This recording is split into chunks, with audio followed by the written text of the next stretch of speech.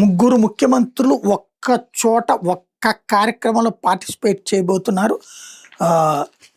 ఇదిగో తుంగభద్రకి సంబంధించినటువంటి గేట్లు, స్పిల్వే గేట్లు 33 కొత్త స్పిల్వే గేట్స్ ఇన్స్టాల్ చేశారు తుంగభద్ర డ్యామ్కి.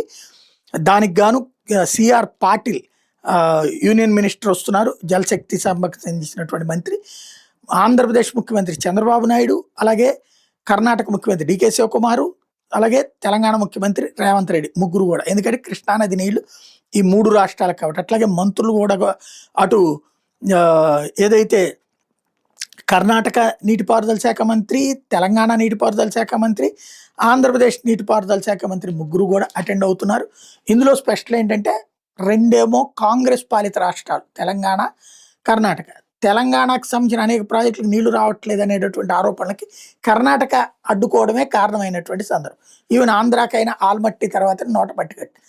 ఇక ఆల్మట్టి కడుతున్నప్పుడు దేవగౌడ ముఖ్యమంత్రి, చంద్రబాబు నాయుడు అప్పట్లో యునైటెడ్ ఫ్రంట్ కన్వీనర్ గాను ఉన్నారు, అయినా జరిగిపోయింది.